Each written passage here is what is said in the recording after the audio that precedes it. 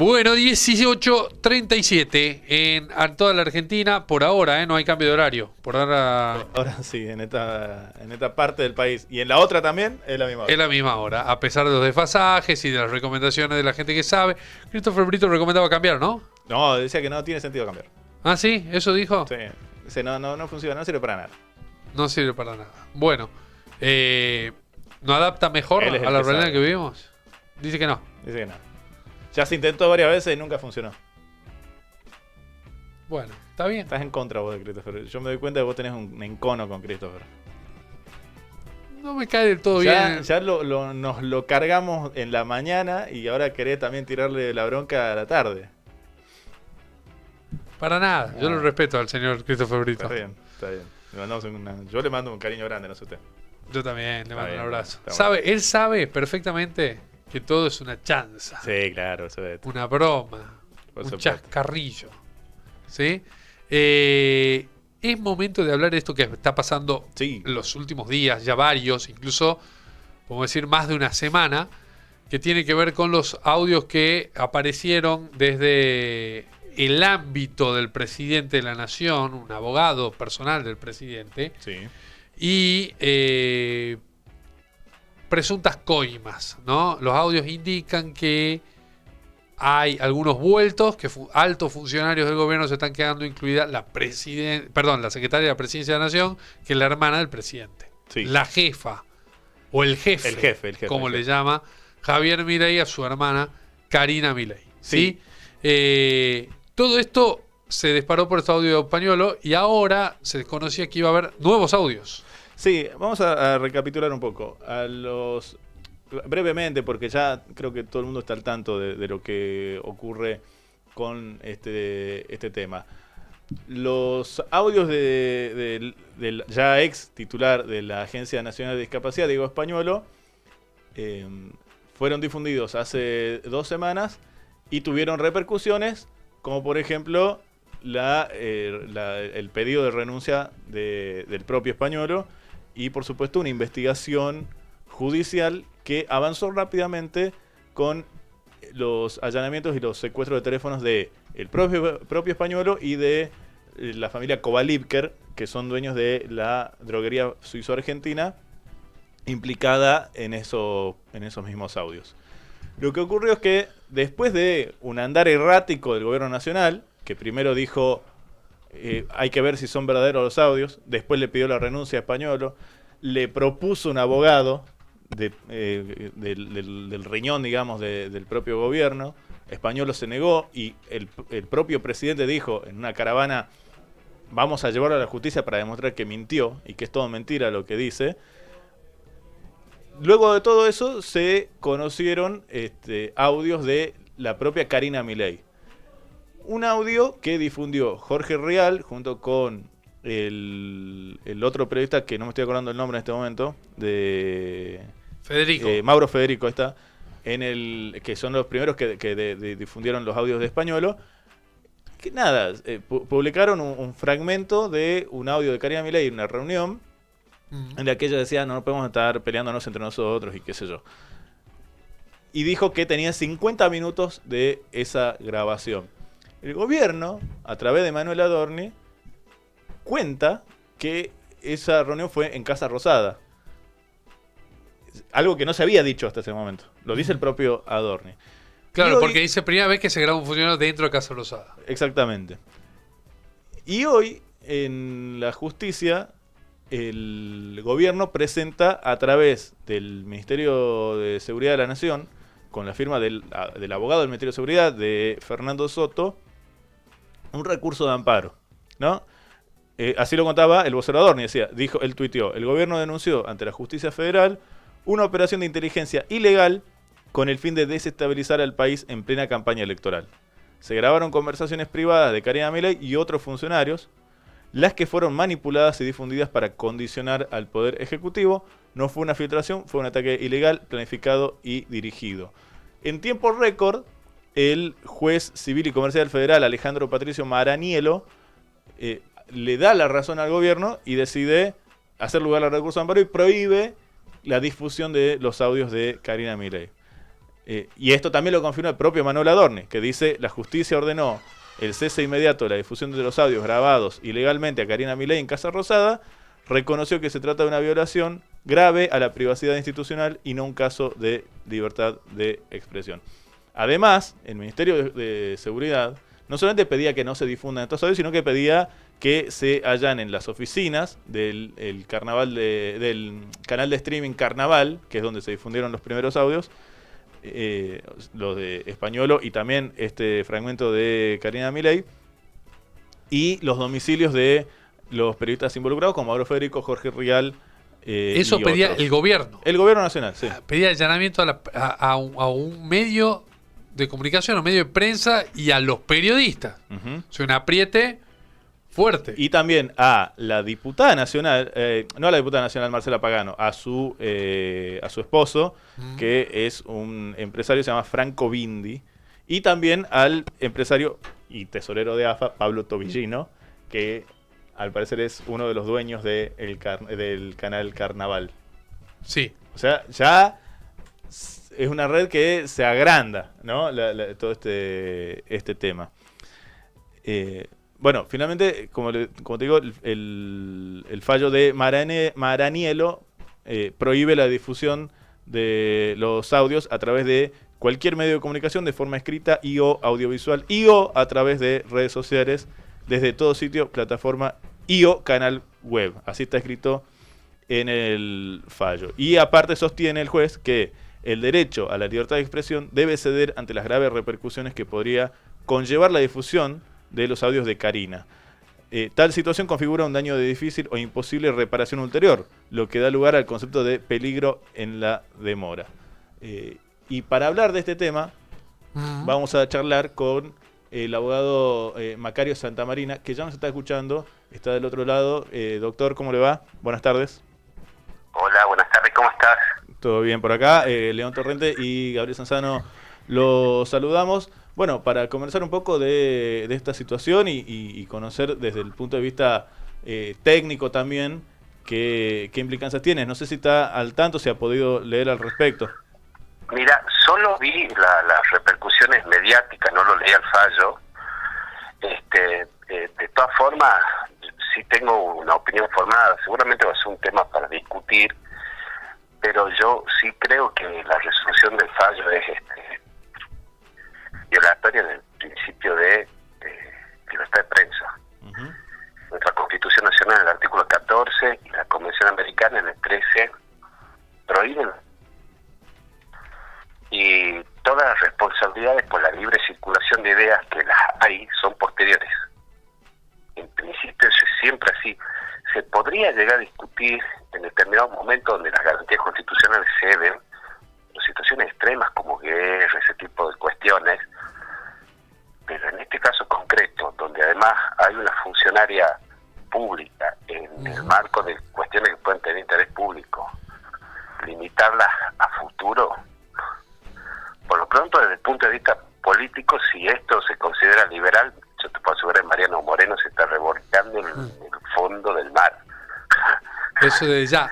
Doctor, justamente para diferenciar, usted habla de que cualquier implicancia o cualquier responsabilidad tendría que ser después, no en lo previo, no a futuro, porque ahí entraríamos en la censura. Esto quiere decir que deberían dejar que los audios se publiquen y después vemos. En este caso, cuestiones muy graves de... No, a ver, doctor, sí. Lo que pasó, digamos, cómo se sacaron los audios, quién los sacó, en qué contexto. Pero bueno, eso es la condena por lo que se hizo. Ahora, prohibir la difusión futura y en abstracto, en carácter general, desde mi opinión, es censura previa. Y además, honestamente, una chicana, pero es muy gracioso que los liberales piden censura previa. Una de las garantías específicas del ideario liberal es la libertad de prensa. Claro, eso sin duda.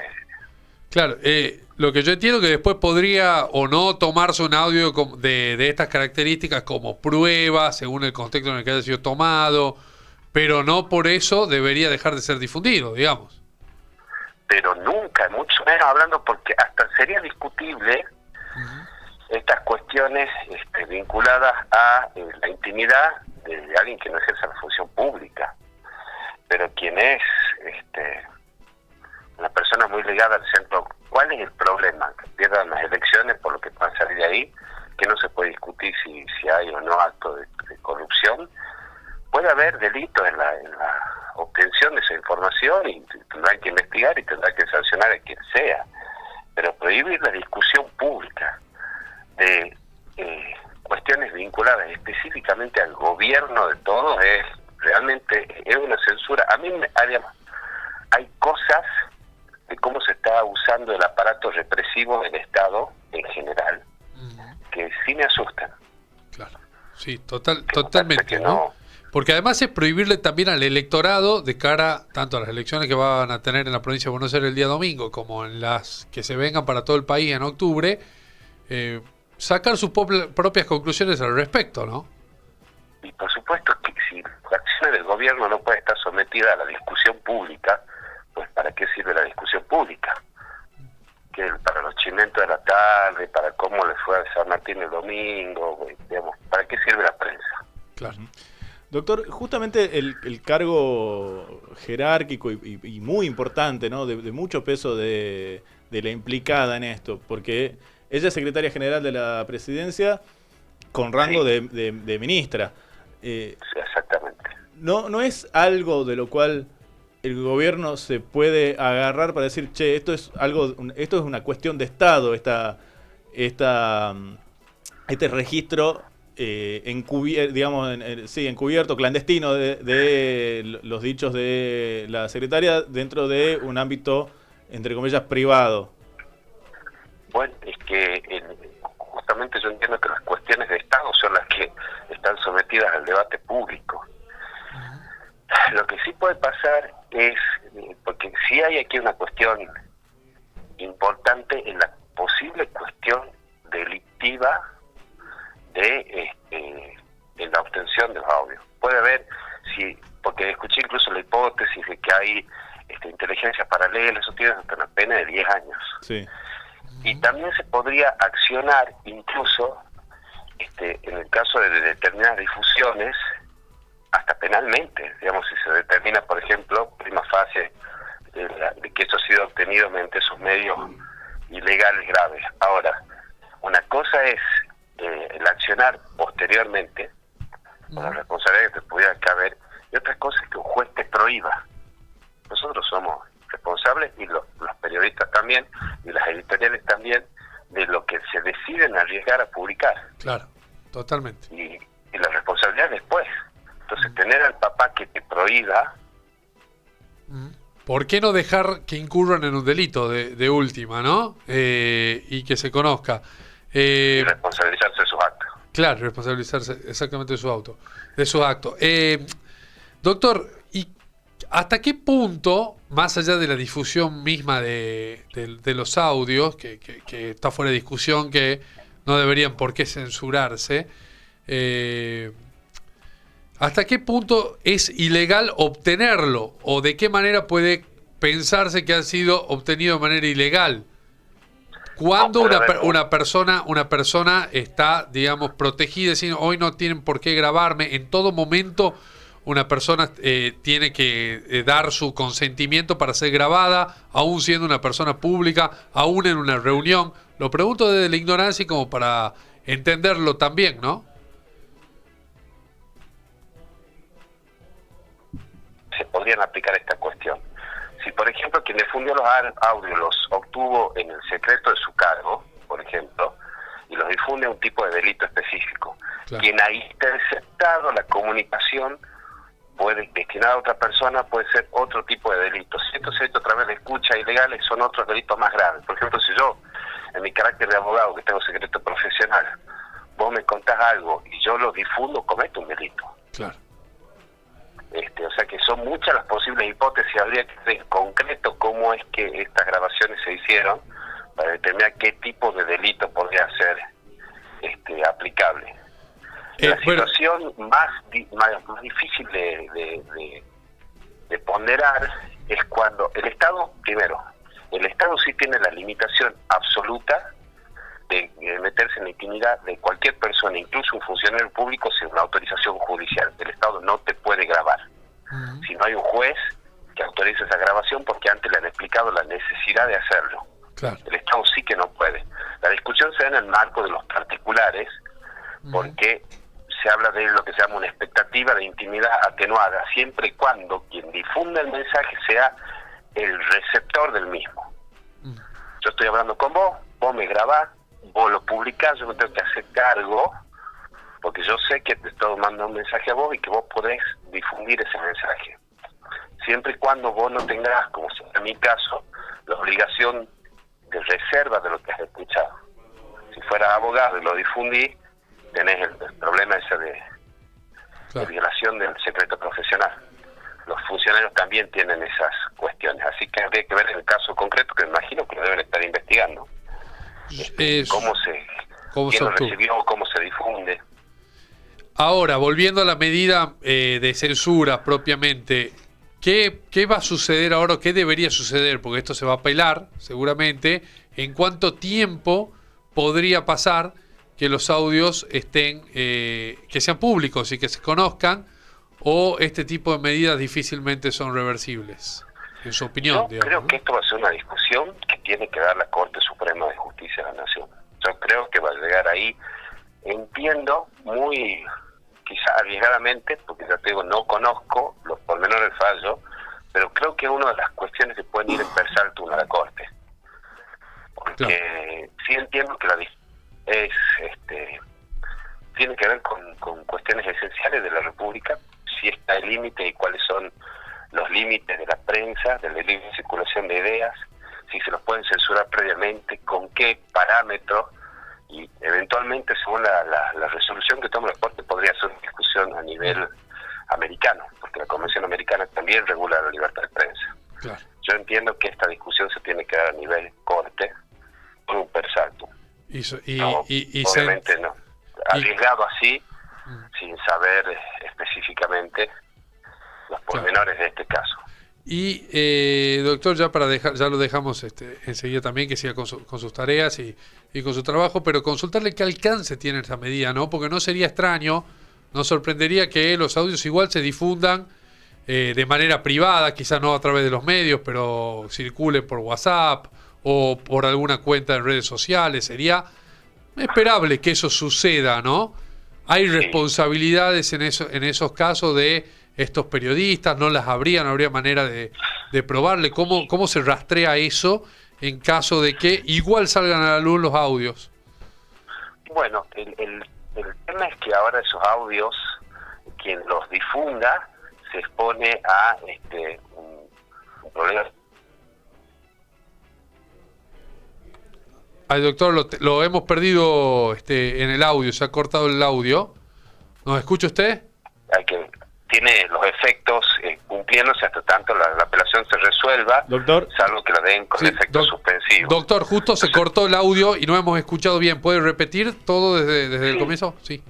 Que como ahora hay una orden judicial que prohíbe la difusión, quien difunda puede estar expuesto a una causa penal por desobediencia judicial.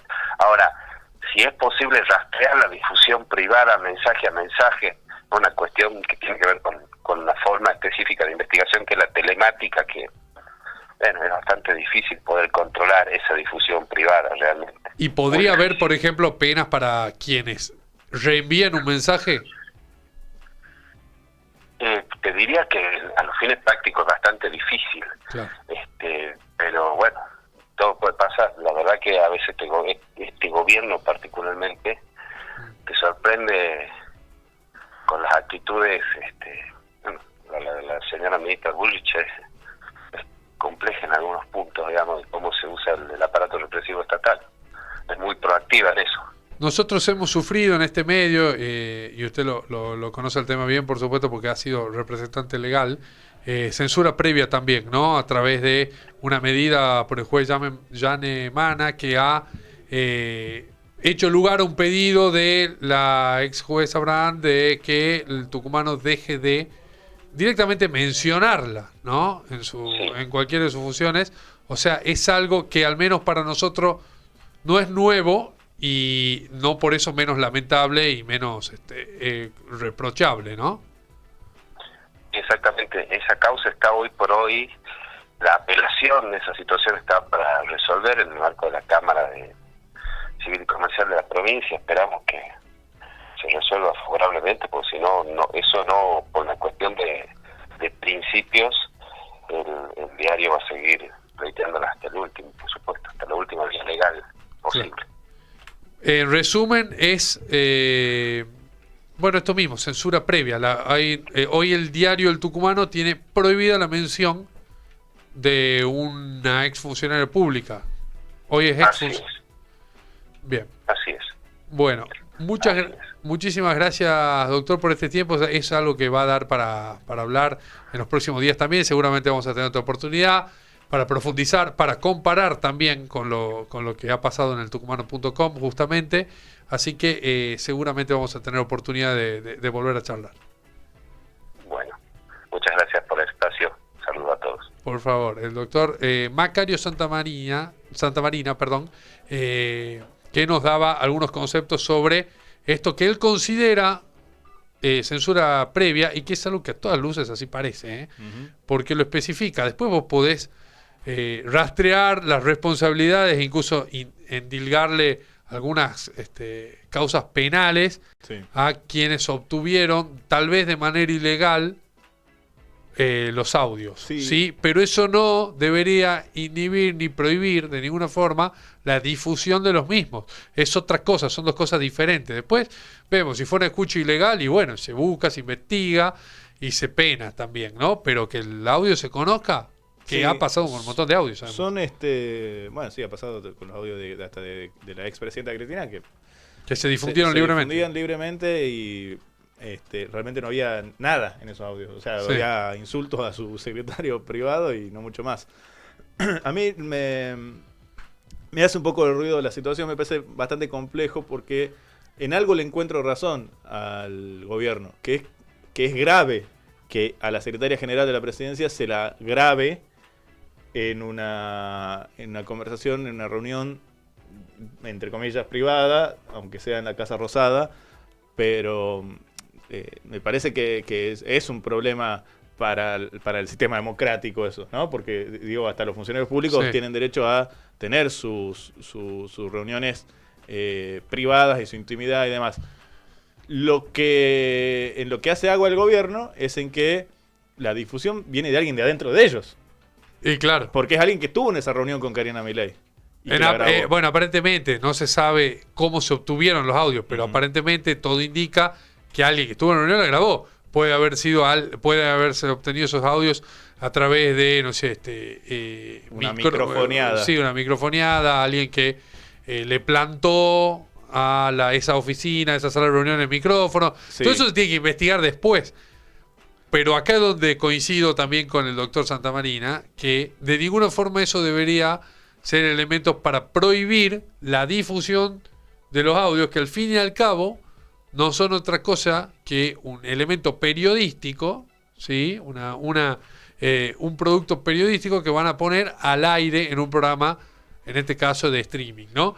Y que después la sociedad toda decidirá si le cree o no le cree, si eso no es. Además no sabemos ni qué dicen esos audios, pero me hace pensar que debe decir cosas bastante graves, bastante heavy, bastante jodidas.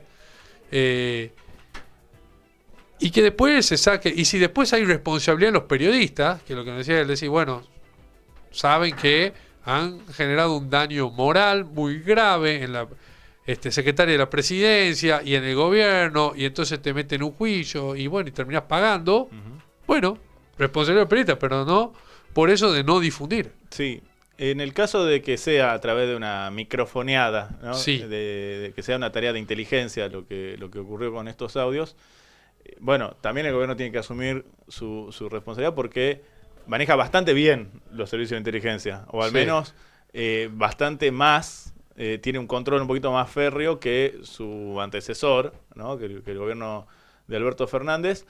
Y bueno, ahí ya se abren otras implicancias políticas que involucran, por supuesto, a quien se sabe públicamente que maneja la CIDE, o al menos son los trascendidos periodísticos, que es Santiago Caputo, ¿no? Por supuesto. Enemistado con Karina Milei en una escalada interna que de los últimos meses, y que seguramente tiene alguna implicancia en todo esto, me parece a mí. Bueno, es fácil, es presumible eso, es fácil de imaginar, pero bueno, es tarea de justicia después de velarlo. Ahora, el tema es, mientras tanto, los argentinos no podemos saber qué hay en esos audios porque colegas nuestros han sido censurados y prohibidos de difundirlo,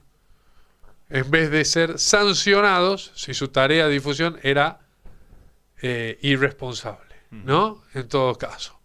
Me parece que en democracia no deberíamos permitir que se ataque a la libertad de prensa, a la libertad de expresión, que es además uno de los valores, como marcaba el doctor Santamarina, fundantes de los libertarios, ¿no? Y del libertarismo y de quienes defienden justamente la libertad, como no defender la libertad de prensa. En el margen superior izquierdo tenemos a José Luis Massa, que lo estamos viendo, es hincha atlético y está en la redacción del Tucumano viendo el partido, que fue demorado unos cuantos minutos por corte de luz, Franco, ¿no? Y ha sido demorado porque faltaba luz ahí en el estadio y hace minutitos nada más, ahí está la nota actualizada en el tucumano.com, se hizo a la luz, dice el título, y se reanudó el partido. Lo estoy viendo acá de costadito ahí por la transmisión. Una manera de decir se hizo a luz, está oscura la cancha. Se ve bastante poco. Bastante poco, de verdad, muy evidentemente no debe haber vuelto a su plenitud la iluminación del estadio de Gimnasia.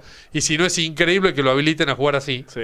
Porque la verdad la luz es mala. Bueno, ahí está la nota del Tucumano, la primera, cuando el árbitro dice no se puede jugar así, que Pusineri le dice algo así como eso ya es viejo de no jugar porque no hay luz. Sigamos, estuvo suspendido unos minutos y ahora lo reanudaron. Vamos, juguemos igual. Pusineri lo quiere jugar. Y bueno, lo reanudó, estoy viendo, se ve un poco de costado la tele, no se ve... No se ve nada. No se ve mal. Eso, estamos viendo un partido en las penumbras, y no estoy exagerando. En las penumbras, esa no es la iluminación de un partido profesional en ningún lado. Yo te digo, no se ven oscuras las camisetas de los dos. Gabriel, nosotros vamos a jugar un fútbol 5. Y tenés salud. Acá cerca de la terminal. Y nos ponen en salud, pedimos que nos hagan un descuento. Que nos devuelvan la plata. Mínimo. Jugar gratis. Sí. Bueno, faltan 7 minutos para cumplir los 90. Van 83. ¿Sí? De juego, y Atlético por el momento pierde 1-0. Gol de Martínez en contra. Damián Martínez. Sí. Se la llevó puesta la pelota y el Decano pierde 1-0. Juega con 10 desde el primer tiempo por una expulsión bastante sonsa de Leandro Díaz. ¿Sí? Vamos a ver si lo empata. Te digo, está para probar al arco. El arquero no puede ver bien, No puede ver bien.